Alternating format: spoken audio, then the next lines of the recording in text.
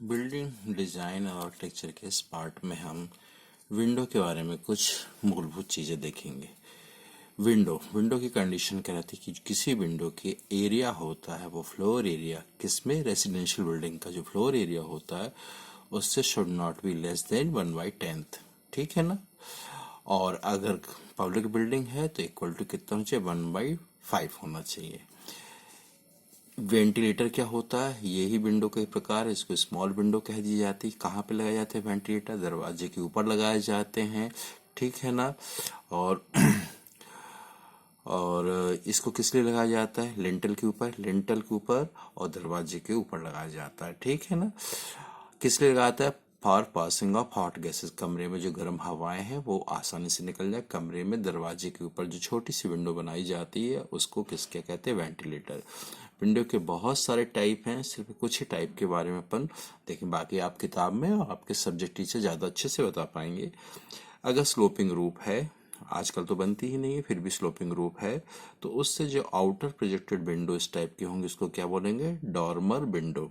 और साइड में अगर इस टाइप की विंडो होंगी तो उसको क्या बोलेंगे? गैबल विंडो। ठीक है। ये दोनों विंडो किस लिए फैलाई जाती हैं? क्योंकि लाइट और फ्रेश एयर इनकी सहायता से आसानी से बिल्डिंग में आ सके। ठीक है। जो विंडो की विड्थ होती है 1/8 होती है किसकी? Width of the room plus height of the room. ये छोटे छोटे फॉर्मूले आपको याद रखना पड़ेंगे, आपकी किताब में आसानी से आपको मिल जाएंगे। डोर का देखिए, ये विड्थ ऑफ द डोर, ये इतना विड्थ ऑफ द डोर कहलाता है। और टॉप पॉइंट से लेके बॉटम पॉइंट तक की ये डिस्टेंस ये कहलाती है height of the window door कहलाती है। जनरली ये कितनी होती है? 2100 mm होती है। ये 760 mm या समथिंग जैसे भी नीड होती है उसके हिसाब से होती है। ठीक है। ये जो 1 2 3 4 ये कहलाते हैं पैनल। कई बार आपको सिंगल पैनल बोला जाता है तो पूरा एक ही डोर में एक ही पैनल बना रहता है। डबल पैनल का जाता है 2 पैनल होंगे। 3 पैनल होता है, 1 2 तीसरा ये इतना बड़ा हो सकता है। तो ये 4 पैनल का है तो 1 पैनल 2 पैनल 3 पैनल और 4 पैनल होते हैं। ऊपर वाली लकड़ी के जो फ्रेम जो रहती है इसको क्या बोलते हैं? Top rail. तो नीचे वाले को क्या बोलेंगे? Bottom rail. और इस तरह दोनों चारों पैनलों के बीच में जो पोर्शन है लकड़ी का उसको क्या बोलेंगे? Intermediate panel. इंटरमीडिएट रेल मतलब ऊपर वाली टॉप रेल, नीचे वाली बॉटम रेल, बीच वाली इंटरमीडिएट रेल कहलाएंगे। और इन दो पैनल के बीच का जो हिस्सा है इस हिस्से को क्या कहते हैं? म्यूटिन कहते हैं। ठीक है, म्यूटिन। और ये साइड के जो दोनों तरफ से आप ये समझ रहे हैं, ये जो पट्टियां बनाई गई हैं ये लकड़ी की पट्टियां थी, इसको स्टील कहते हैं। ठीक है। और यहाँ पे जो हल्की सी पट्टी चारों तरफ जो बनाई गई है पैनल के, इसको कैम्फरिंग कहते हैं। थोड़ा सा और डिटेल में देखते हैं। बिल्डिंग की ये दरवाजे की हाइट कितनी होगी? 2100 होगी। ठीक है। 2.1 चौड़ाई आपको 750 760 जैसी नीड होगी उसके हिसाब से मिल जाएगी। ये टॉप लेजेज होते हैं। ये वाले जो हिस्सा जो दिख नहीं रहा डैश डैश करके दरवाजे के अंदर होता है, इसकी डैश डैश करके ऊपर से दरवाजा आपको पैनल के रूप में दिख रहा है, अंदर कैसा रहता है? ऐसी ये पट्टियां रहती हैं। ठीक है। तो ऊपर वाली पट्टी को हेड कहते हैं, नीचे वाली को बॉटम कह देंगे। ये जो रहती ये कहलाती है लेजेस। ठीक है। ये जो डॉट डॉट मैंने बनाया है ये कहलाती हैं ब्रेस। ये ब्रेस है, ये भी ब्रेस है। और इसको क्या, ये लेज है, ये टॉप लेज है, ये इंटरमीडिएट लेज है, ये बॉटम लेज है। ये वाली क्या है? ब्रेसेस। फिर से देखिए, ये टॉप लेज है, ये इंटरमीडिएट लेज है, ये बॉटम लेज है, और ये तिरछे तिरछे ये दो दिख रहे हैं, that is known as braces. एक ब्रेसेस ये है, एक ब्रेसेस ये है। और ये साइड की पट्टियां हैं, ये स्टेल कहती हैं इनको। और ये जो पट्टियां 1 2 3 4 ये पट्टी देखिए इनको क्या? बैटन कहते हैं। ठीक है। तो किताब में आपको और डिटेल में मिल जाएगा इसके बारे में। लिंटल। लिंटल क्या होता है? हॉरिजॉन्टल मेंबर है पहला। और ये दिखता कैसे है? स्मॉल कंक्रीट बीम की जैसे दिखता है। किस तरह से दिखता है? स्मॉल कंक्रीट बीम के तरह रहता है। कहाँ बनाया जाता है? डोर के ऊपर बनाया जाता है, विंडो के ऊपर बनाया जाता है, कॉरिडोर के ऊपर बनाया जाता है। इसका काम क्या होता है? जो ऊपर स्ट्रक्चर का वेट है उसको ये ट्रांसफर कर देता है साइड में। जैसे देखिए दीवार दिख रही है, यहाँ हमने विंडो बनाना, ऊपर ईंट की जुड़ाई हो चुकी है। अगर इसमें हम अपनी विंडो लगाएंगे तो ऊपर ये सारी ईंटों का वजन नीचे आएगा और ये हमारी विंडो को टिल्ट कर देगा, तिरछा कर देगा, डिस्ट्रॉय भी कर सकता है। इसलिए ये कंक्रीट बीम, ये जो मैं इतना हिस्सा बना रहा हूँ, ये अपन फॉर्म कर देते हैं, इसको कहते हैं लिंटल। ठीक है, ये रेक्टेंगुलर आकार की जहाँ तक होती है साधारण रूप से होती है, और इसके ऊपर आप आराम से अपना कंस्ट्रक्शन वर्क कर सकते हैं। तो ये क्या है, जो ऊपर ऊपर जो स्ट्रक्चर का लोड है इसको साइड में ये ट्रांसफर कर देती है। ठीक है, ये विंडो है, ये साइड वॉल है, ये है लिंटल।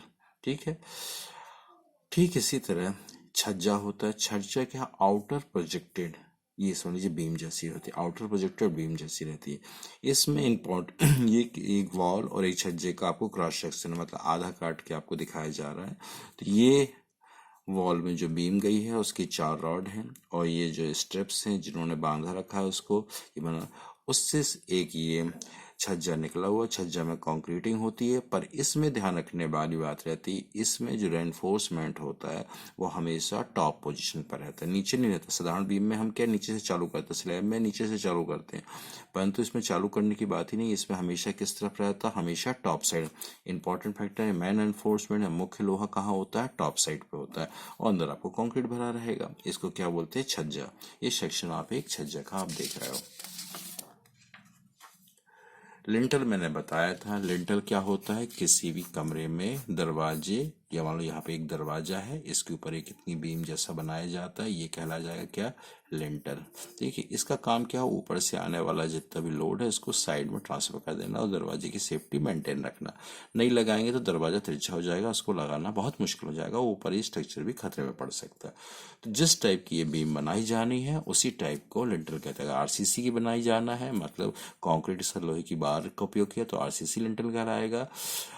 सिंपल एक लोहे की बड़ी बीम जैसा रखना है आपको तो स्टील लिंटल कहलाएगा। स्टोन, पत्थर की भी इतने लंबा आकार रख सकते हैं आप तो स्टोन लिंटल कहलाएगा।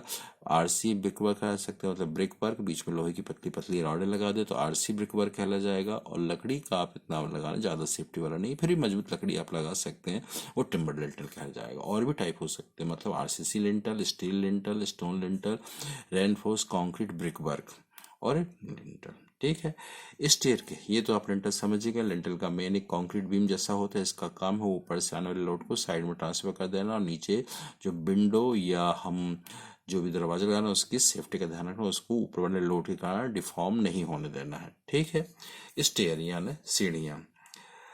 किसी भी स्टेयर केस में हम ऐसा साधारण रूप से अपन देखते हैं, इस पर चढ़ते हुए चलते हैं। तो जो आउटर प्रोजेक्टेड, अगर स्टोन की पट्टी लगाई गई है तो आउटर प्रोजेक्टेड ये नोच जैसा दिख रहा है तो इसको क्या बोलते हैं, नोच।